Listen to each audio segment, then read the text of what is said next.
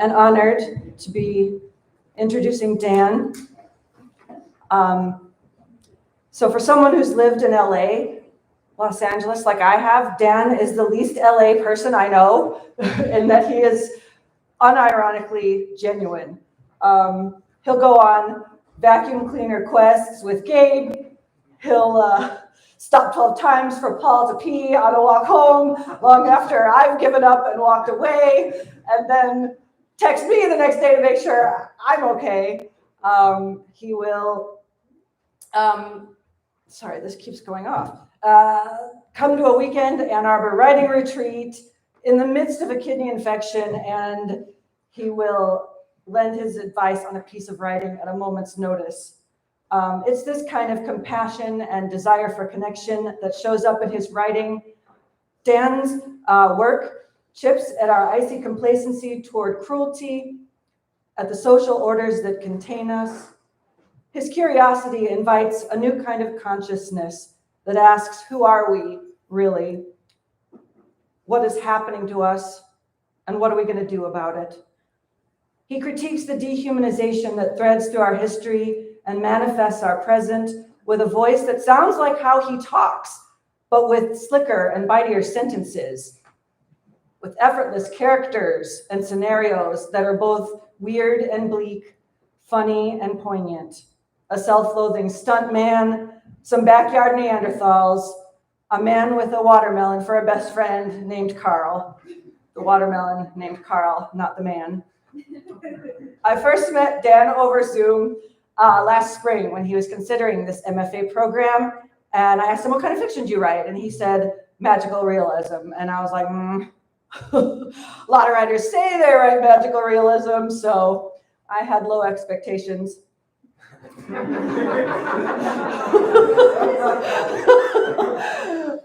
Then he got here and put up his first piece for workshop, and I had a reaction, I think we all did maybe, that was something along the lines of, holy fucking shit, this is amazing.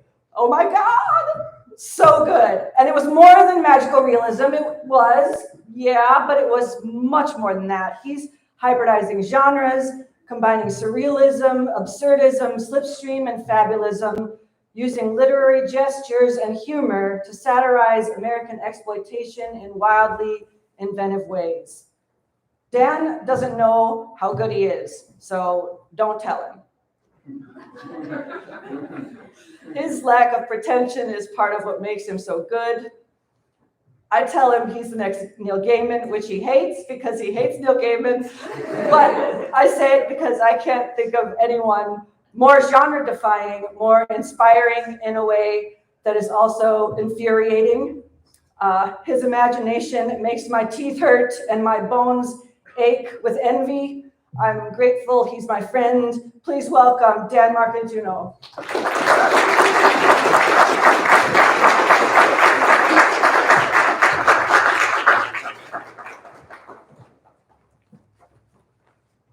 Thank you, Kelly. That was ridiculously good intro. I'm really excited to be reading today. Thank you all for coming. I'm excited to be reading with my good friend, Tyler Michael Jacobs, beautiful poet. And I'm really grateful to my parents who flew all the way from Beaverton, Oregon to be here, also known as the Beef, to those who've been, probably none of you. All right, I'll get started. This is called How to Smile. The anatomically modern humans, or AMH, arrive at the exact moment I pull my son out of the vacuum cleaner. I'd started the living room and he'd asked how it knows what to take and what to leave behind. I gave him the vacuum to find out for himself, and within seconds he'd lodged his arm through the vacuum's mouth, all the way up to his elbow. I went to pull him out, but he didn't know he was stuck yet. So I sat on the couch and watched. He fiddled around with the guts of the machine until he'd explored every chamber. I'm done, he said, which meant I had to untangle the mess. I had about 2 minutes until the tantrum. I lifted the vacuum as high as I could and shook, but he just flopped about like a hooked trout. I dropped the vacuum child cyborg and the tantrum began. And I sped up because my son has superhuman vocal cords and I have human ears. I grabbed the wedged elbow and the jaw of the vacuum and tug-of-warred them apart. And as vacuum and boy sailed in opposite directions, the doorbell rang. My son will be fine. I open the door for intern Matt. They're in the truck, he says. I fed them an hour ago, but Annie says they'll be hungry from the drive. Did she email you the manual? Yes, I say. I've read it 12 times. Where do you want them? I set up the backyard for them, I say. And by this, I mean I've laid out two 12 by 12 foot tarps across the patio and planted electrical wire around the edge of my property, as recommended by page 37 of the manual. I've laid the tarps close to the back of the house for observation purposes. Intern Matt and I walk to the truck and he slides open the back door. At first, I can only see the dark of the cabin. Then their eyes appear in pairs and their bodies follow. They take uncertain steps down onto the driveway and huddle with their backs pinned together, grasping at one another's wrists like railings. Annie told me to tell you thank you and good luck, says intern Matt. She also said you're wildly underqualified and that if you lose and or kill an AMH, their comprehensive value will be deducted from your salary. She'd already said this to my face last Friday. I did the math. Losing one AMH would set me back 4 years. I agreed to host them for 3 reasons. 1, my wife makes my yearly salary 7 times a year. 2, Annie planned to keep the poor souls in a lightless cellar for the week because she hadn't finished their display case. And 3, they become an interest of mine.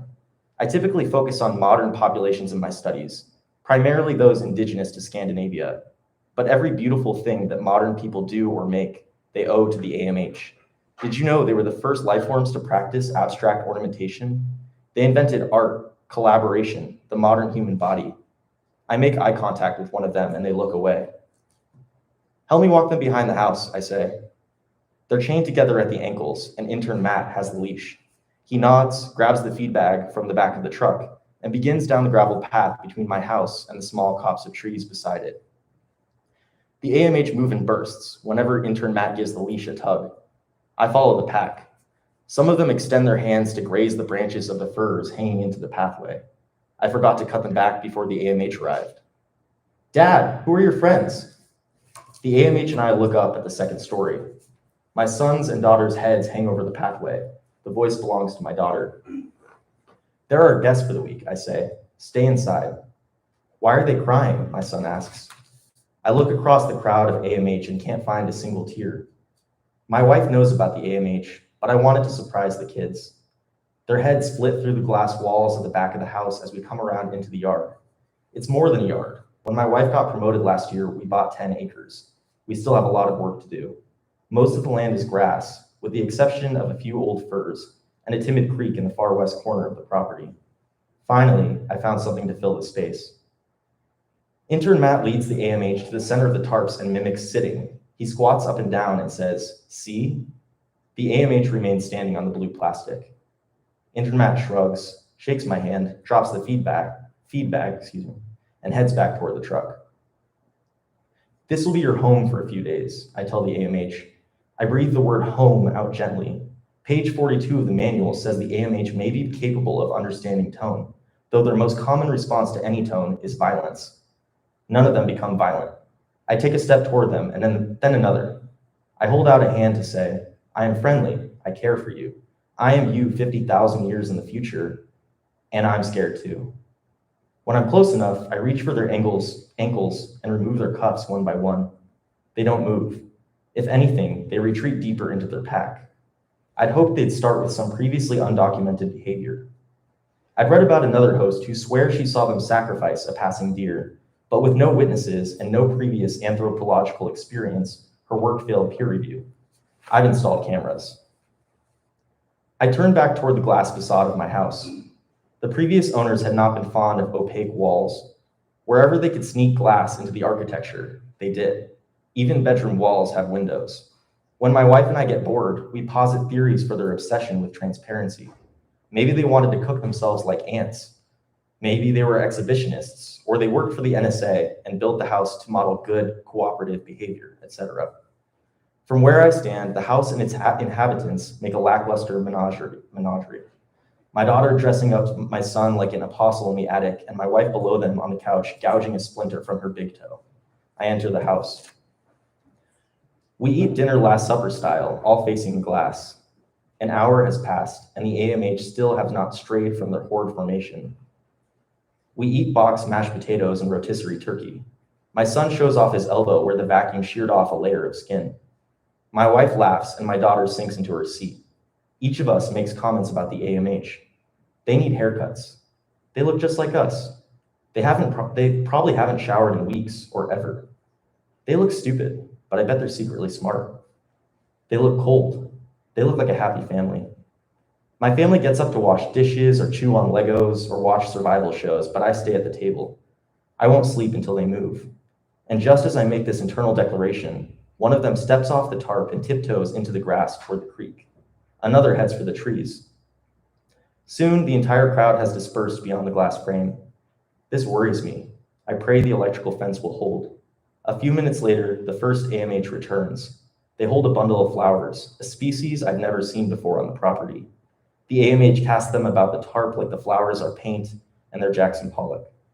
Another returns with fistfuls of blueberries and places them in a similar arbitrary pattern. Soon, the AMH have built a dense and vibrant nest. Other ingredients include pine needles, soil, mosses and reeds from the creek, 3 frisbees, and a limbless Ken doll my son tired of a week ago. I haven't read about this in my manual or any of my other materials, but I retrieve my notebook from my office and write down collaboration, possible ornamentation, and nesting. The AMH link arms and dance in circles around their creation. They go on like this for a while until they congeal into a single sleeping body. I wake to a spray of glass. I reach for a bat, but I've only got a lamp. My wife crouches behind me on the bed, and our bedroom is outside. The glass wall is splintered across the floor, and a large stone sits guilty in the rubble. The AMH stand in mass 20 feet away, as if posed. None of them move. I slow my breathing. I remember the electrical current preventing them from stampeding the house. Do they know about it? I tell my wife to stay inside, and I approach them, one hand armed with a lamp and the other with a stone. Which one of you did this? They don't respond, of course. They stare up at the night like they're anticipating fireworks. They all make the same face, a taut thread for a mouth and 3 more across the forehead. I assess which has the strongest throwing arm, but every time I decide, I forget which one I chose. We stalemate for an hour before I fold and go back inside. It's 4 a.m. I set a reminder to call the museum for exhibit-grade glass. My wife and I take turns sleeping. Our neighbors, the Williamsons, call a few hours later. They say they would love to take us up on that dinner invitation we might have made when we moved in. They must have seen the AMH when intern Matt dropped them off. The Williamsons are our neighbors because no one lives between us and them. When I look in the direction of their house, I see only a distant speck of light, a candle in a kitchen window. My wife says, yes, we would love to have you over. Then she tells me when to put the salmon in the oven, whose house to send the kids to, and gets dressed for work. I had planned to spend my week off observing the AMH, but she tells me not to worry. The cameras will do that for you. And weeks have 7 days in them, silly. The contractors sent by the museum finished with the glass in the bedroom around 6. The salmon lies lonely on the set table. It's probably cold by now, but I finished my chores early so I could observe the AMH. They've done very little. My records indicate they've lazed about their nest, scratched 3 backs, and picked a nose. I watch them from the armchair in our office. The garage door grunts up and down, and my wife comes in. The salmon looks cold, she says, but she smiles and takes a seat on the arm of my chair, rests her hand on my head. When do they get here? I ask. Now, she says. She stands back up and on her way out trips over one of the 200 provisional repopulation kits decorating the hardwood. They're for her client, a growing startup helping its customers prepare for the eventuality that they will be the only remaining humans in the wake of a global extinction event. The kits come complete with a petri dish, canned placenta, an inflatable uterus, semen collectors, and much, much more. Her consulting company enjoys its insulation from the paranoid and feasts on their delusions. But the recent marketing sprint has tasked my wife with distributing the product among friends and family and filled our house with artificial fallopian tubes. I help her off the floor. The kits will be out by the end of the week, promise, she says. The doorbell rings and she hustles to welcome our additional guests. At the table, we breeze through pleasantries. The Williamsons' cauliflower farm yielded a massive crop this season, and they'd love to share some with us. Bill recommends making cauliflower soup and cauliflower casserole, but Elizabeth prefers cauliflower rice and cauliflower gnocchi. She's the more traveled of the pair. My wife provides updates on the kids. mainly our daughter's understudy casting as Judas in her middle school's production of Jesus Christ Superstar, and our son's interest in shows that are much too violent for his age. Everyone chews. Do you mind if we eat facing them? Asks Bill. So again, we eat as an audience of game show judges. Beyond the glass wall, the AMH continue their loafing. Look at the power of them, says Bill. They're built strong, says Elizabeth. They're built just like us, I say. That's why they're called anatomically modern. Have you considered putting them to work, asks Bill. I'd pay them, of course, or you, however it works. They work for the museum circuit, I say. We pay them well. They have 401ks. All I'm saying is it's a waste to have them lying about, says Bill. They can do as they please, my wife says. The salmon is delicious, says Elizabeth. I'd love to see them up close, says Bill. I don't think that's a good idea, says my wife. It's fine, I say. Come by tomorrow morning. Studies suggest they're more active early in the day. The Williamsons depart, and my wife's friends return the kids. After we've tucked them in, my wife and I move to the bedroom. I want to have sex like the AMH do, she says. We haven't seen them have sex, I say. You know what I mean, she says. But that's not me, so we do it like regular humans. We lay sideways because it never feels fair when someone's on top. Over my wife's shoulder, I see the AMH gathered against the glass. I didn't realize we were putting on a show. I don't change anything about my performance, but my wife tires and we stop. We get dressed for bed. My wife tries for sleep and I return to my armchair. The AMH have returned to their nest. Two of them shuffle about and it's hard to make out what they're up to in the darkness, so I turn on the porch light. They're pressed forehead to forehead, lying on their sides, flooding into one another. The new glass is soundproof, but their mouths stretch up and down in song. I pull out my notebook and write down mimicking and pleasure-seeking.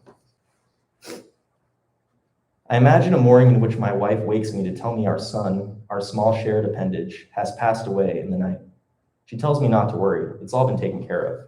You can rest, she says. Go back to sleep. Return to a dream he still lives in. I want to ask questions or emote in some new way, in an outpouring unique to this news, but my wife is right. Our son hides under the coffee table in my head, and I have to find him. And then I stop imagining, and he is just beyond the window pane, teaching the AMH how to smile. I walk out to the patio. He opens his mouth and pulls on his cheeks. The AMH pull on each other's cheeks, and he says, no, like this, and lifts the hands of one of the AMH to its own cheeks. They don't make much progress beyond this. We'll try again tomorrow, he says. Morning, neighbors, says Bill as he walks into the yard from the side of the house. A horse follows him, and two more follow the first, all leashed together. Thought I'd give your friends a go on a few of my colts. Can I? My son asks. But Bill and his colts parade past him, right up to the AMH. People didn't ride horses until 5000 BC, I say. You'll confuse them. But as soon as Bill separates the horses, the AMH have climbed on, and they ride like pros. They possess an interior knowledge of how to mount, that horses exist to be mounted. They glide back and forth across the property, howling at their friends to keep up. Their legs bleed as the hair there tears away against the pulsing back muscles of the colts. I don't think they have a firm comprehension of where their bodies end and the horses begin. Or maybe their bodies are complete, the animals beneath them attached like centaur prosthetics. They've submerged themselves in the minds of their horses like they're the Evangelions of Neon Genesis, an anime show that taught my son how to cry. I had a feeling, says Bill. He folds his arms and grins at me. They were made to ride. Were they made at all, I wonder? My wife joins us on the back deck. Are you supposed to be introducing them to so many new stimuli? She asks. The manual says it's good to keep them active, I say. Boredom may lead to regression. I'm bored, says my daughter. She must have just joined the audience. It's our turn to put on a show. She reaches for her brother and pulls him by his sleeve to the patio. What follows is an impromptu, unscripted reenactment of AMH behaviors. Most of the dialogue is uninspired hollering, and most of the acting is literal knuckle dragging. My daughter plays all of the AMH parts, and my son plays a horse. Most of the time, he pretends to eat grass by eating grass. Bill and my wife clap and cheer all the way through. The AMH dismount their horses and watch. The grand finale features evolution in real time. My daughter crawls and grunts her way into modern day and invents a monologue to prove that she can talk and the AMH cannot. The monologue goes on, and as she reaches crescendo, one of the AMH begins a low, monastic hum. Another joins, and the rest harmonize. Bill turns from my children, and so do I. I take out my notebook and write, composition. My daughter raises her voice, but it's lost in the rich sound of the AMH. She trades in her words for screams. When she finally darts back into the house, the AMH climb onto their horses and retreat over a hill to the east, just out of sight. The AMH cook one of Bill's colts for dinner, even though I prepared a special meal for them, a banquet of cuisines from all of the cultures they evolved into. I can't blame them. It was supposed to be a surprise. I'll deal with Bill later. I join them around the spit they piece together. They don't react to my presence. The horse thigh rotates over the fire until black. One of the AMH divides the meat into equal portions, one for each of the AMH and one for me. I accept their offering and let it go cold in my lap. I know generosity. When they finish the rest of the thigh, and I've disappeared my piece down my sock, we sit in the ambiance of the fire. I explain the concept of ambiance to them. I tell them about candles and low light. I whistle a song that might whisper under the wheeze of an espresso machine. One of the AMH, the oldest perhaps, rips a branch down from above and sticks the end into the flames. Before I grasp their plan, they've lit little squares of lawn, and in the moment before I jump in with my boots to save the yard, I see the vision. The grass flares autumn, and where the green remains, it shines greener, grateful to have been selected for continued life by the torch of the AMH. After I've put out all the fires, some of the AMH protest. I'm still working on their body language, but I'm confident raised arms and shouts signal anger. They don't become violent, though. They wait for me to make my case before they attack. I point at the house and then down at the spot I stand on. I repeat until I think it's possible they understand. I run through the back door and race around for what I need. I return as promised. The AMH haven't moved since I left. I place a candle on the ground and take out a matchbook. The eyes of the AMH follow the controlled flame of the match as it duplicates onto the wick. They circle the candle for a few minutes, but eventually migrate back to the fire. And they're right, their ambiance is superior. I'm woken by agony, someone else's, thank goodness. The suffering permeates the soundproof glass. I pull open the curtains, and the AMH are giving birth in the rain. One of them shrieks and grabs for the rest of them, while the latest AMH tumbles out of them. The manual does not mention the possibility of childbirth, and I haven't noticed a pregnancy among them, but here it is, concluding before me. When the ordeal is finished, the AMH have a celebratory splashabout in the mud. They all take turns holding the baby. They practice their smiles.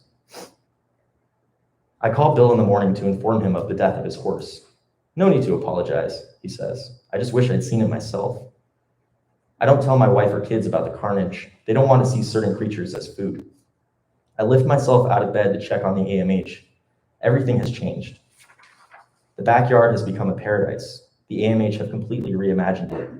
They've diverted a sliver of the creek to run past their nest into a furrowed garden bed. They've transplanted the firs from their islands to form an orchard and to provide shade. One of them bathes the baby in the stream. They must have worked all night. They're the early seeds of capitalism. My wife rises from her pillow and sees the renovation. Did you do this? She asks. All courtesy of the AMH, I say. We should start a landscaping company, she says. You sound like Bill. She wallops me across the ear with a pillow. I've been meaning to tell you, she says. Doomsday Essentials Inc. is going under. People are too good at making babies. She's not worried, though. She has many other clients. What are we going to do with all these kits, I ask. Who cares? Toss them or give them to the kids to play with, or the AMH for that matter. In the yard, a few of the AMH carry a blueberry bush to their garden. I picture them playing volleyball with an inflatable uterus. Another couple AMH shoulder in a felled tree. One picks up an axe they either made or stole and splits the tree into even lengths. Who taught them carpentry? I'm afraid they're getting too invested in their temporary home. I don't want to watch as they're dragged out against their will for the start of their display. They've only been here 3 days. I also haven't seen them practice for their display. I'm not well versed in exhibit performance, but I imagine it can't be improvised. An AMH swings down with the axe and it meets their thigh instead of the tree. All of the other AMH converge. The injured AMH is out of view, but blood pools at the other's feet. My first thought is to write fallible in my notebook, but my wife yells, do something, and I sprint out the back door. The AMH allow me to breach their circle. One of them holds a piece of tarp to the wound, but the plastic just pushes the mess around. I tear off my shirt and give it to the AMH. They dye it red against the open gash. The blood soaks through it and requires more garments, medicine perhaps, modern medicine, and I don't have the manual. Can I introduce their ancient bodies? to modern medicine, but the wound decides for me by speeding up its flow. I gesture to the front of the house where my car is parked, and the AMH understand. They lift their kin and follow me to the driveway. I open the trunk, and after they've loaded in the injured AMH, I try to shut the door, but all of the AMH force their way into the mid-size SUV. Even the newborn makes the trip. They fill every crevice and can't gain their balance. When we arrive at the ER and the AMH pile into the waiting room, the attendant at the desk stands and runs out of the room. And then I remember the nakedness of the AMH, their unkempt hair and unusual facial expressions. She comes back with security. "We only treat people here," says one of the security officers. The axed AMH spills blood on the tile and the other AMH lay them down. "They are people," I say. "Do they have identification?" "The only documentation I have for the AMH is the manual, and I left it at home." "Look at their bodies. They're the same as yours. They need treatment now." The security guards huddle. "Follow us," they say. They take us through the hospital into the parking lot behind the facility and continue toward a small gray warehouse near the edge of the property. One of the guards unlocks the door. Disused X-ray machines, EKG monitors, and wheelchairs fill the space. The AMH find a table to place the injured AMH on next to a mountain of bedpans. "The doctor will be in shortly," says a guard, and they leave. The AMH and I wait in the dark. They fidget with broken stethoscopes. One of them cries. The injured AMH's breathing comes out in gasps. I'm no doctor, but I search for gauze. Everything is made of metal until I find a bag of cotton balls and a roll of duct tape. The AMH hold the injured AMH still while I fill the hole in their leg with cotton balls and tape it shut. The bleeding stops, for now. A man in purple scrubs barges through the door and approaches the table. He recoils at the sight of the dying AMH. "I was told there was an animal that needed attention," he says. "Not exactly," I say. "I'm a veterinarian," he says. He pulls out his hair and looks at me for help. "Can you treat the wound?" I ask. He sighs. "I'll try." He turns to one of the hovering AMH. "What's the nature of the injury?" "They don't speak English," I say. "They're not from around here." The AMH mumble amongst themselves to confirm. "They were chopping firewood," I say. "Tell them I'm going to give him a painkiller," says the vet. I give the AMH a thumbs up, hoping they'll understand it as meaning don't harm this man. The vet looks confused, but he shakes his head and gets to work. He peels back the makeshift bandage and the blood starts again. He says the femoral artery may have been severed, but it's been a decade since he's taken human anatomy. "Can I speak to you outside?" he says. "We're losing time," I say. "This man is clearly a victim of severe abuse," he says. "I'm seeing lacerations across his back, bruising up and down his thighs, aging, untreated wounds." He leans toward me and whispers, "Is it possible one of his family members is endangering him?" "We're losing time," I say, and he knows it too, so he gets back to cutting the AMH. He sends me hunting around the warehouse for tools. I find a scalpel, clamps, and a needle. I grab a stethoscope that looks undamaged and listen to the AMH's heart. The vet digs around in the wound, and it seems like he's opening it wider. The AMH make noises amongst themselves. They peer over the shoulders of the vet. One of them strokes the hair of the AMH on the table. Another has fists prepared, ready to fight the silly man killing their friend. I almost forget about the heartbeat in my ears. I only notice it when it stops. The vet tries one of the defibrillators, but it throttles the AMH against the metal table, and the rest of the AMH don't like this. One of them grabs the vet and carries him across the warehouse. Another comes for me, and by the time I remember to flee, I'm being held, swaddled, like a god might if he had any protective instincts at all. The AMH places a hand over my eyes. I struggle and struggle, but it's no use. When I stop resisting, I hear the kindest sounds. Tones reserved for mothers greeting their newborns, and the elderly saying goodbyes to their partners. When the AMH let me go, the injured AMH is seated upright, smiling. I have no choice but to drive us all home. 2 days later, my family and I eat dinner at the window again. It's leftover Thai and German from the night I had planned to treat the AMH to an international banquet. The display begins tonight at 8. The AMH have devoted all of their energy to developing their village and caring for the recovering member. They have a series of structures now, a medical facility, a nursery, and a meat locker for the rest of the horse. They have not updated their nest, though one of them cleans it every day. Matt will be here any minute to drive them to the museum. "Is everyone excited to see the AMH on display tonight?" I ask. "We've watched them all week," my daughter says. "Yes, but tonight is their big debut," my wife says. "My musical debut is tomorrow," my daughter says. "And Greg is like super sick. If he stays sick, I'll be Judas, and none of you care. We care, my wife and I say. My daughter frowns, gets up, and stomps upstairs. Don't worry, my son says. I'll teach her how to smile again. The doorbell rings. I greet intern Matt and his team of enforcers. They're burly men. Their biceps look comparable in size to the horse thigh on the spit. I'd stay inside for this, he says. But in this glass house, inside is outside and outside is inside. He tells me to turn off the electrical fence. I do as he says. My son and I watch from the living room. My wife and my daughter hide in the bathroom, the only room free of glass. Intern Matt enters the yard alone and holds out a handful of feed. An AMH exits the meat locker with a 10-foot spear crafted from a material I've never seen before. Another 3 armed AMH follow. Intern Matt whistles and his enforcers enter the yard. They engage shields and whips, charged with the same current as the fence. My son closes his eyes. We let our daughter skip the premiere. My son wants to see the AMH one last time. We're the second to arrive. The Williamsons stand by the entrance to the exhibit, cordoned off by a red rope. Neighbors, says Elizabeth. Are they all ready to go? I'm not sure, I say. They don't speak. I hope the display captures their size, says Bill. A museum employee comes out of the exhibit and removes the red rope. Please don't touch the glass, she says, and ushers us in. The exhibit consists of a wide hallway with glass panes on either side. The AMH are trapped behind the glass, completely still. 3 sit around the carcass of an antelope. Their hands are frozen in gestures like clapping and scratching. Another crawls on all 4s.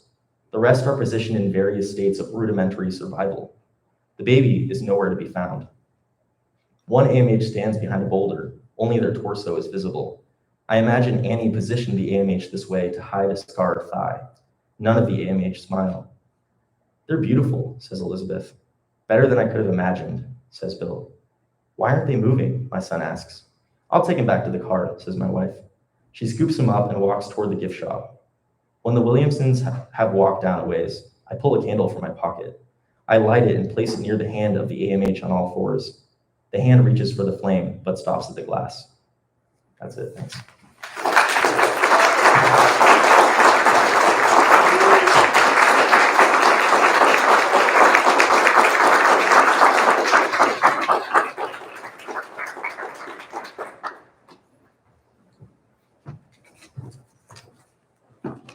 Thank you, Dan.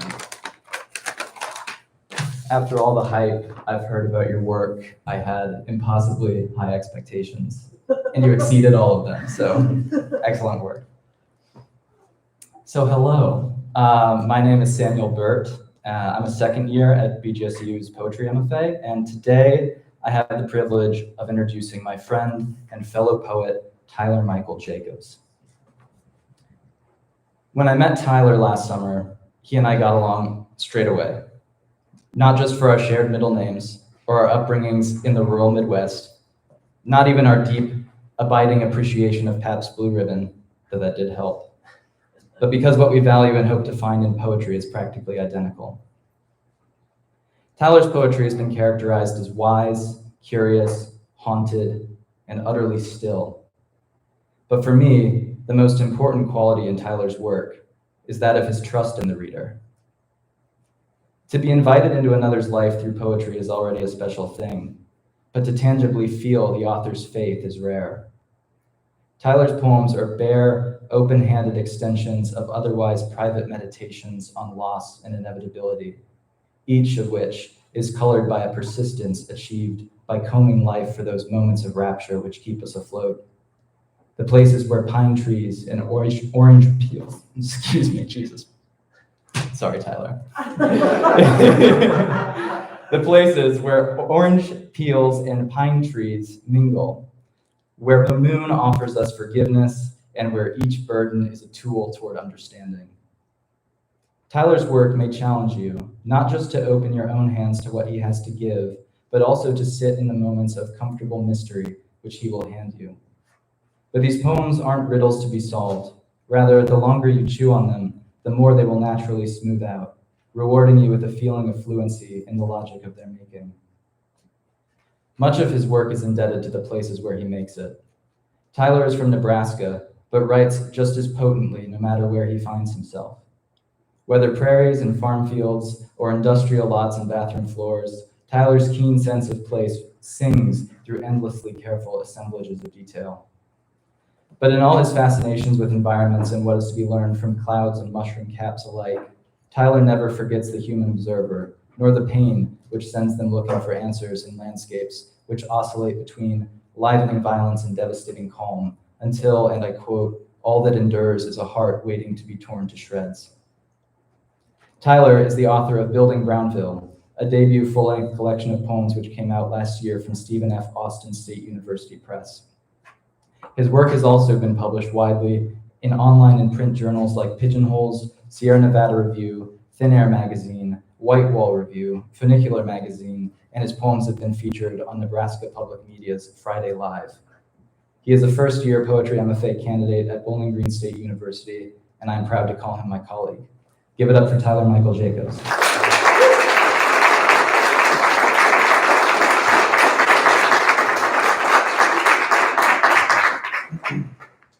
Yeah, I don't know how to follow either of those readings, but Sam, thank you so much.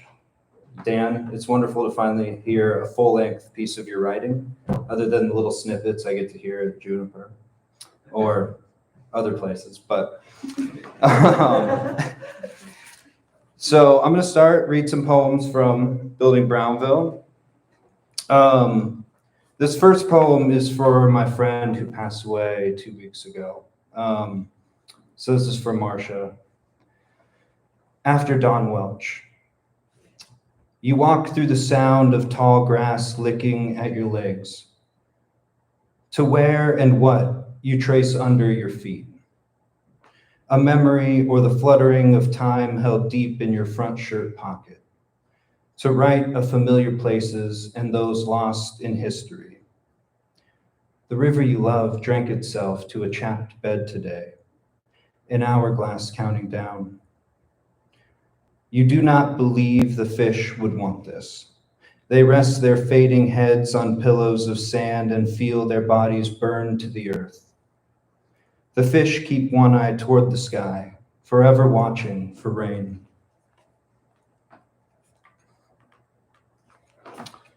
Building Brownville. I left their faces bare. Some point, others pose and rest fist to hip. More yet are made to look as if they are hard at work, bent perhaps at the waist with shovel or late too for work with briefcase in hand. To wait on a ride that has yet to stop. You sigh. You told me to hold the bamboo skewers tight in each fist. Tight enough for you to saw off the sharp edges to discard. I then cut them down further. These will be their fence posts for a fence line which we leave for the ranch hand to finish, who forever kneels with hammer to nail. I imagine he could one day come to life and realize these posts are held up by glue. Even the bellowing calf has never made a sound. These people will find something in that. It's that hope that makes all this true. I plotted where their yards will sit, where a boy might play with his dog, where a mother might shout that dinner is ready from down the street. After all this, even after we built them homes, I can't stop thinking about them standing, still, expressionless.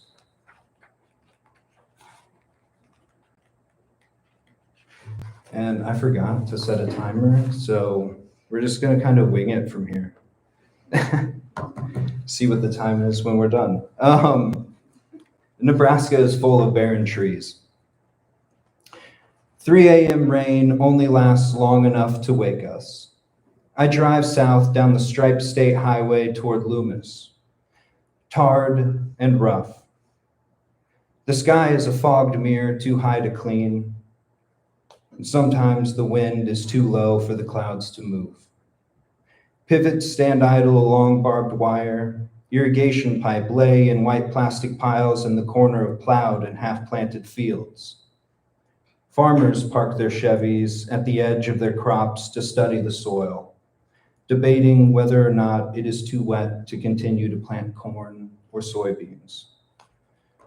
They wait for a while longer before retreating home for lunch. We turn our backs to the lavender sky and wait to greet it like a morning lover. Later, dust devils violently rip apart nothing. Sometimes we are that violence against the calm. All that endures is a heart waiting to be torn to shreds. Building Brownville.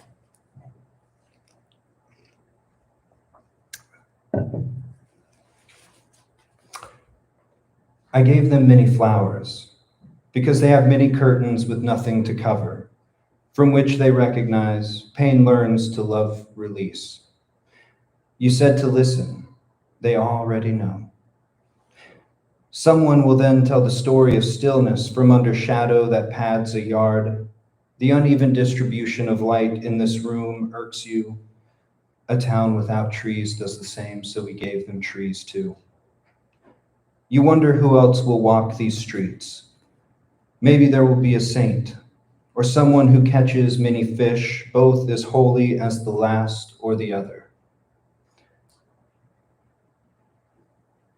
Maybe there will be a daughter who shoulders the weight of her bicycle home, a form of prayer.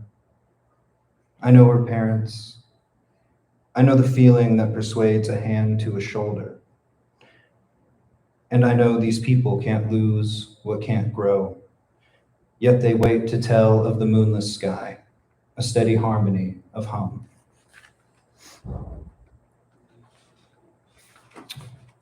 Jars of fresh air.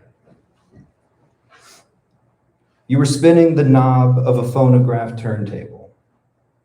The air was cutting my lips. I crouched down and felt the electric veins exposed along the carpet, how they have remained, they're pulsing, simple. Everything in time becomes a light. When I search the house for you now, your bedroom hints at a man I never took the time to know. I regret this. Jars labeled and put delicately away on a shelf. I thought you might have expected this. As you approached the window to stand in moon-scarred night, collecting fresh air for when we'll need it most. I then stood alone, my hands full of cracked jars. I searched for a socket to plug your heart back in and waited. Then luminous.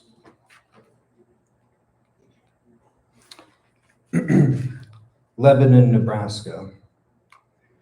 Gone the way of time are the old patterns to let die. What breaks this quiet are bird songs carried on breath. 18 trees stand isolated on a distant hill outside of the broken and boarded up windows of men, like the buildings without signs to hold the tears of those that will never christen cheeks. They watch stiff knees, never walk dusty streets, as families once packed up their cars to head to where the sun and the wind look forward to the future. Before the rust of years pulls this from maps and memory, the ghosts that remain here hold the living close to say hello. Building Brownville. You will paint the skies that lie behind what breathes.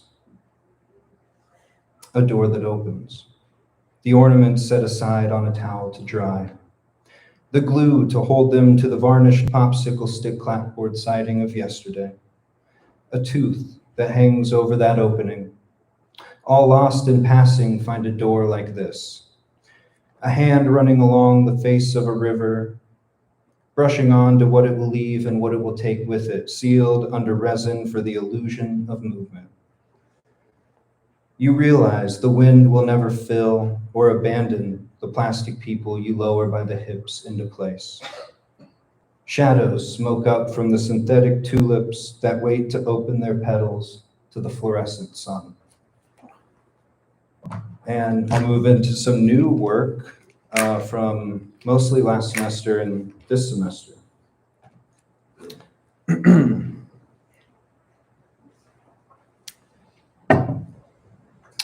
The horse. The horse enters a life the same way breath leaves the body, whinnying. Her nostrils purr as I enter the pasture and walk with my hand extended in front of my body. She gallops toward me to muzzle my palm and eat the oats from it until the oats are gone and my hand drips with saliva. Today, dust stains my hands as I trace the years through vertebrae and down one rippling leg to a filthy hoof, and then another, picking the hurt and what she can't from her soles. The sorrel coat carries drought through a field, swatting hunger from her back, gnawing fence posts to fill herself with more than thirst. I feel her snorting in my hair, and she nibbles the back of my neck to groom me in affection.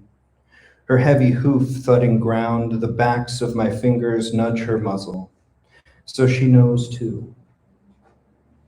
I want to know if breaking is the burden we carry, or simply the price she pays to live a life on this earth tomorrow. While she eats the apple I feed her, will her black and darting eyes recognize me the same way she set her last hoof down as if pleased with me? Sage greenhouse. We once ate our evenings of burnt button mushrooms. You admired a yellow house with a blue door. It took me a decade to know I've wanted nothing more than pots of flowers or a garden of them to plant and look at. The window in our kitchen overlooks a street which I notice a parade, and then we found out it was homecoming and the football team won the big game. Again, you dip your brush, run the bristles carefully along the trim. You take a step back to examine your work, at which point you study your future. You'll hate it until it's finished with a yellow door, the sound of quiet as you admire who you once were.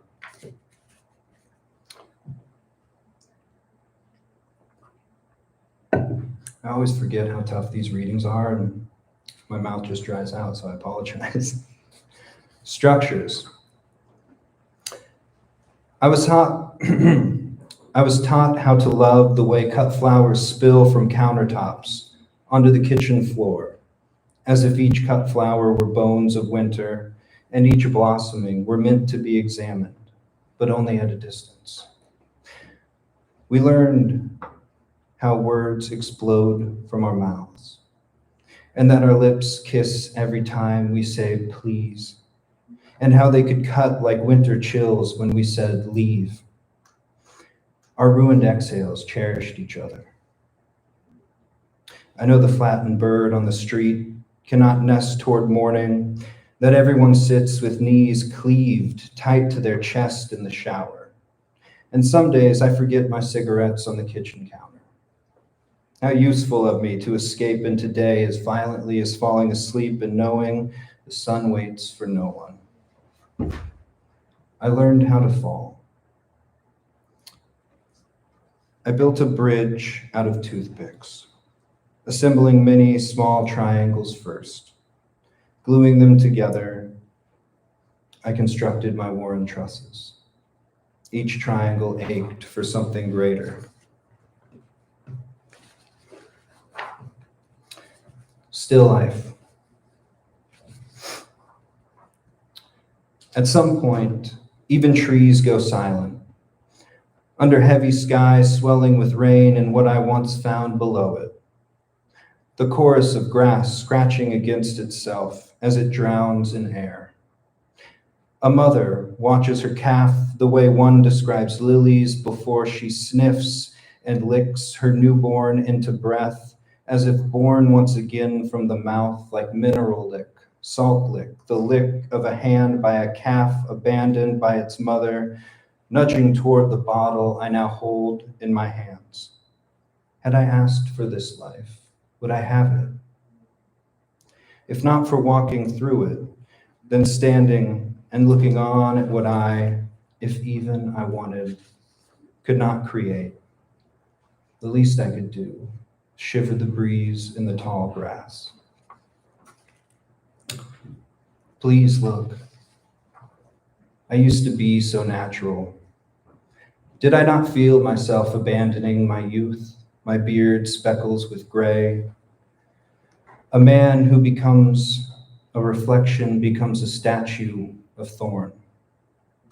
The moon must forgive a man for hating the moon-shaped scar on his throat. I do feel myself softening, the way a sapling aches into centuries of grief. Now my body is just body and seasons of falling. I watch water blanket prairie into perfumed air, a scent beautiful enough for now. Still life. All these buildings stand with open mouths to taste the orange I peel, thinking of the ponderosa pines I'm gathered in. All those needles lost in name, bearing the weight of still air. When a pine is planted, we call it autumn. I plant flowers for no other reason than to sing. I want that clove-like aroma to fill me. Did I grasp for the throat of the lily as though there were still time?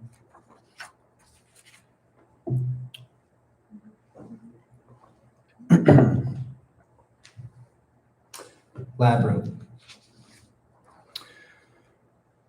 Look how beautiful the flowers are before they wound, waiting to own me. Grass only points toward my body. If the tongue lets me, I want to be that mouth swallowing everything until each petal finds itself against a cheek.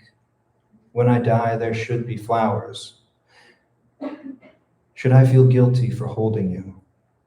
Everything held eventually dies and forgets to fall until its weight finally folds around you. I know grass fountains. You know you're a man because flowers die. You know you're a man because flowers die around you. I know grass fountains and forgets to fall until its weight finally folds you. Everything held eventually dies. Should I feel guilty for holding? When I die, there should be flowers until each petal finds itself against a cheek. I want to be that mouth swallowing everything if the tongue lets me. Grass only points toward my body, waiting to own me. Look how beautiful the flowers are before they wound. Still life. It's hard to know how solid the body until a hand resists its palm for another. What I do know is that we reach into resilience much like we lean first into curtains of branch and leaf. Listen to the crush of carpetweed and bull thistle and shepherd's purse extend violent spears to sudden the air still in them. That is, the wind bends through us. Even the trees carry the weight of extinction on their branches. All of this just to say, I want to feel full again. On being dirt. In turn, each bell quakes, sifting air as if to draw clear lines where the wind sits and where we begin. All a whisper into my sorrowing. I think now of the time you exhaled a river into me. There is a flower, I say, pluck it from me like a rib. The plants along this path are older than the stars we now hold up our phones to see. I told you I can't see the color of a rainbow, as if the way you describe it to me isn't enough. In pockmarked sky, an envelope of glitter taken hold of by wind, a screaming of blossom into horizon where sun-drunk pilgrims drift into what looks like shore. And then you stopped. We search for sustenance, much like the bird reaching upward with a partially open mouth gasps at life. What it looked like to us, at least I think, as if you didn't already know, was a moon lurching toward resistance and the hard break of relief when the heart settles into hesitant spark. I hear the sounding of bells again through cover of rain cloud. Everything is enough. Look at the empty glass in my hand. Think of the fleeting seasons brush across my cheek. So I drafted this poem this week and I wanted to kind of premiere it here for everybody. So this is kind of an untouched, quote unquote, first draft. Still life. I stretch my arms out toward the empty pasture I keep returning to, where paw of hoof striking soil and the pissing striking soil and the ripping of ryegrass by rippling bodies once filled this grazing. What once filled me no longer stretches out across the worn down ryegrass. The trees have since winnowed their leaves, and February rain falls right through them, striking soil. Remember the moonlight and the ryegrass and the rabbits in the ryegrass and the scars of moonlight striking soil? I do. I can't tell if what I reach toward reaches back, but everything is reaching. When I tell you I miss horses, I'm saying I miss something to hold.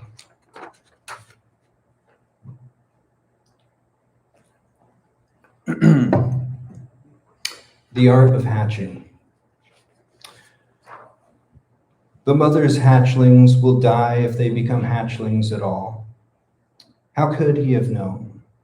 The child, just wanting to be that color, carrying lament in his palm, bears the burden of a life, still doesn't know what it is to die. Dropped the egg and watched it bloom. At his feet, a cherished possession. October. The sky is sleeping, except the light on the walls. I want to feel the way light ribbons across rays of New England asters and swaths of goldenrod. A field of crisp air forgives me for wanting to drape myself in birdsong. Now I want to feel something, anything. If every slender wrist felt a thumb slip back and forth to love like autumn cruels, a room only feels like enough. How tender this falling. A leaf feels it has been falling head first its entire life. The trees hold the wind while there is still time. Had I been this joy, maybe I could have loved myself too. A bee keeps returning in full sun, as if to share in something so sweet. And I let it rest on the rim of my beer glass. First snow under the Carillon. First snow under the Carillon, where you pointed out the large round cap of a mushroom buried under autumnal leaves. The past seems to keep itself alive with the memories like leaves I sift through to uncover the fruiting body. I know too, it won't survive. Yes, I'm sad. I've come to love entire ecosystems. We huddle from the cold and watch how the snow heavies the air. I want to say me, but it's the moment that falls, as quiet as I remember any November being, except for the bells, singing and singing and singing. Oh, Bob. Each night dies as morning edges into bright and lonely auspices. Bellied clouds swelling with give knock over horizon. Burden shakes each passing of the branch I so long to be. Dawning brims my mouth with vague light only dawn favors. I hope when you think back on me, your memories are every good thing. In a field of soft thuds. You find a grasshopper pinned in between the tines of the berry picker. When you remove it, a brown liquid drips from its mouth as far from sweet today as it had ever been. And you return to winnowing the leaves and stems from the buckets of foraged fruit. You sift through sweet fern, bastard toad flax, and sand cherry to scrub yourself raw of the endless plumes of ash on your hands. What you love takes shape inside your chest, a clattering like fresh budding leaves that blossoms into mouth. But sometimes you realize a prayer is just that, a prayer. When splashing your exposed back from the well makes your cupped hands brim with water, you drink as droplets slip past, striking your boots, echoing grasshopper. And then this life was nothing that surprised you. Thank you.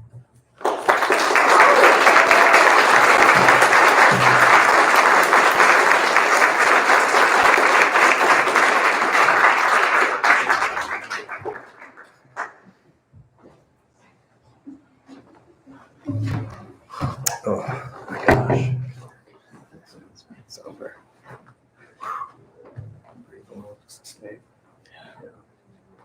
I have a question for Dan. All right. I'm curious about your revision process because we saw an earlier draft of this piece and I noticed a lot of changes. Particularly, I thought the scene with the vet and the wounded AMH was really just so visceral. And I'm curious about your revision process of both this piece and just in general.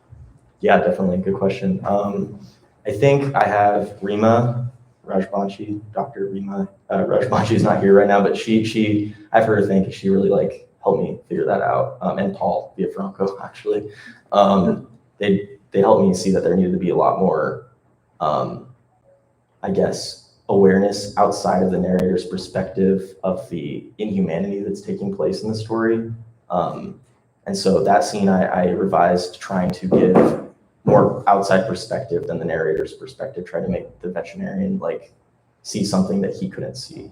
So that's where that came from. And generally, my revision process is just really messy and unplanned. It's just normally I bury whatever I've written and never touch it again. And this one I was like, I think I want to keep trying. So yeah.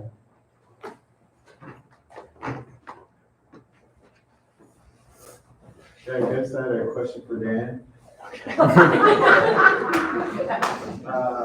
Yeah, so first time hearing this, I want to congratulate you on the complex and stirring work. There's so many questions I wanted to ask, but I guess the one that I wanted to key on was, I hear that there's massive amounts of, satirical commentary that's emerging. You just talked about it a little while ago. So I was wondering if there is an element of satire that speaks to, or if you have this intentionality, maybe it's something I was reading into it, about the couple, the human couple, or the couple who's hosting the AMH, right? Because I think I was hearing tones of inversion in terms of who is within the confines of observation and who is within this prison in this glass, right? So I couldn't, in many ways, there was an inversion of who was watching who was a prisoner of this system, because, the vacuum children or things of that nature. So is that something you're purposely doing, or did I mess it up in my head? Or? No, there was definitely something there. You probably articulated more than I did on purpose, but I think I envisioned my initial image for the story was a dinner party where half the people are modern people and half the people are early people, and they're just witnessing each other, and it sort of arose out of this mutual watching. So there's definitely a inverted voyeurism happening for sure. Yeah. There was a question over here. You actually answered it in your response. Oh, cool.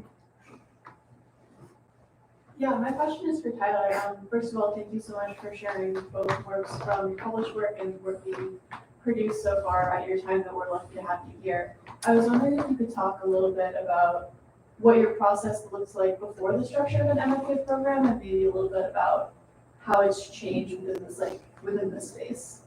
Yeah, that's a good question. Yeah, I didn't know, I still don't know what I'm doing. I just think I act like I know what I'm doing more now. No, this space gave me a lot more control over like the language and looking at it syntactically on the more minute level. Whereas I think before it was a lot more grand idea. And so now it's like finding the balance between both of those things. But yeah, there's a lot more community here too than I'm used to. Also, I've never been able to like literally absorb myself with what I'm doing. And so it's all reading, all writing. And I think that creates a difference too, because I don't as often have to leave like the poetry brain and go into other things, kind of in it at all times. So that helps. Yeah. The question for both of you, where do you draw your inspiration from? You or me? Do you want to go first? Okay. I can go first. It doesn't matter. I think, yeah, I don't really know. I just usually most of my ideas come through free writing and just see what's inside my head and kind of like trying to parse out the messy stuff up there. And I don't know, maybe it kind of feels outside of me, like I'm just, I don't know, writing whatever is out there down. I don't have a good answer for this question. I'm sorry. Yeah, it comes in a lot of different ways. A lot of times experiencing something and then thinking about it later, distancing yourself from those moments. But a poem I didn't read tonight was inspired by Winter Garden. The horse that I read tonight, I grew up around horses, so that inspiration and thinking back on it.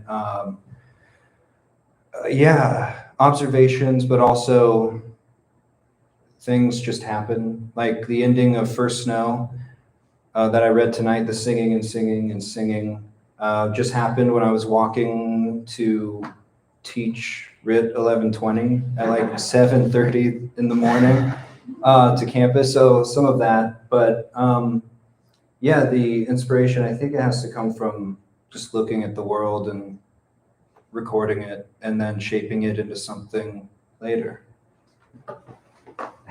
Yeah, I'll also add probably just reading a lot is where Yeah. most of my stuff comes from. Michael. I'm Tyler. Publishing your first book, it feels like you had a very specific vision, writing about Nebraska and things like that. And I am wondering right now, having published your first book, what are you writing towards currently? I don't know. I'm trying not to answer that question until I have enough pages to think about of a project. That's fine. I was talking to Larissa about that, and she was like, "What do you want to do?" And I was like, "Ask me in like 3 months. Maybe I'll have enough pages." But I don't know yet. The Brownville came about summer thing, a research thing I did in the summer where I just traveled Nebraska and wrote about it. But that was through 2020 during COVID, so everything was shut down, so I couldn't do what I really wanted to do. So I went to much more isolated places so I wouldn't be around people. And so it shaped itself that way. And then later, my father passed away, and then it kind of shaped itself as it was shaping itself. So yeah, as it was building, it kind of became other things. So I'm just trying to write poems right now. But yeah, hopefully this summer I'll have an idea of the overall project.